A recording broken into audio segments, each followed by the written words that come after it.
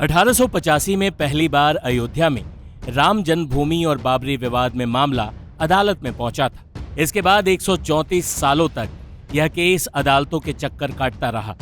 आखिरकार 9 नवंबर 2019 को supreme court के फैसले ने अयोध्या में राम जन्मभूमि बनाने का रास्ता साफ किया। लगभग 500 सालों तक रामलला के जन्मस्थान पर उनके मंदिर के लिए लंबा संघर्ष चला। अब राम मंदिर की प्राण प्रतिष्ठा की तारीख सामने है। लेकिन क्या आप जानते हैं कि 2010 में जब इलाहाबाद हाई कोर्ट ने इस मामले पर फैसला सुनाया था, उस वक्त केंद्र सरकार नहीं चाहती थी कि अदालत इस मामले पर फैसला सुनाए। यह चौंकाने वाला खुलासा किया है खुद फैसला सुनाने वाले जज ने। 30 सितंबर 2010 को राम जन्मभूमि बाबरी केस पर ऐतिहासिक निर्णय सुनाने वाली इलाहाबाद हाई कोर्ट की 3 सदस्यीय पीठ के सदस्य रहे न्यायमूर्ति रिटायर्ड सुधीर अग्रवाल, जो वर्तमान में नेशनल ग्रीन ट्रिब्यूनल के न्यायिक सदस्य हैं। उन्होंने दैनिक जागरण से बातचीत में जो खुलासा किया है वो हैरान करने वाला है। न्यायमूर्ति सुधीर अग्रवाल कहते हैं, जुलाई 2010 में निर्णय सुरक्षित रखने के बाद सरगर्मियां बढ़ गई थी। हर स्तर से निर्णय नहीं देने का दबाव बनाया जा रहा था। मामले में फैसला सुरक्षित होने तक हर स्तर पर यही कोशिश रही थी कि ये निर्णय ना हो।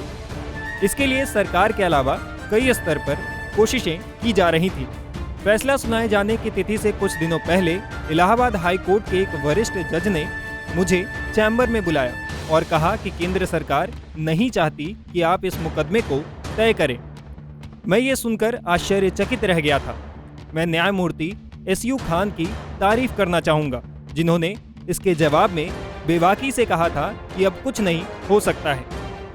सुधीर अग्रवाल ने बताया कि वो इस मुकदमे से 2008 में जुड़े थे। उस वक्त भी परिवार के सदस्यों और करीबी दोस्तों ने उनसे अपना नाम वापस लेने का दबाव बनाया, लेकिन तब पत्नी नूतन ने कहा, अगर आपको लगता है कि यह करना चाहिए तो आप जरूर करिए।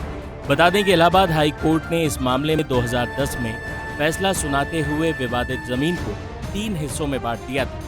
इसमें रामलला विराजमान वाला हिस्सा हिंदू महासभा को दिया गया था, दूसरा हिस्सा निर्मोही अखाड़े को और तीसरा सुन्नी वक्फ बोर्ड को दिया गया था। लेकिन रिटायर्ड न्यायमूर्ति सुधीर अग्रवाल के खुलासे हैरान करने वाले हैं। आखिर तत्कालीन सरकार क्यों नहीं चाहती थी कि इस मामले पर फैसला सुनाया जाए?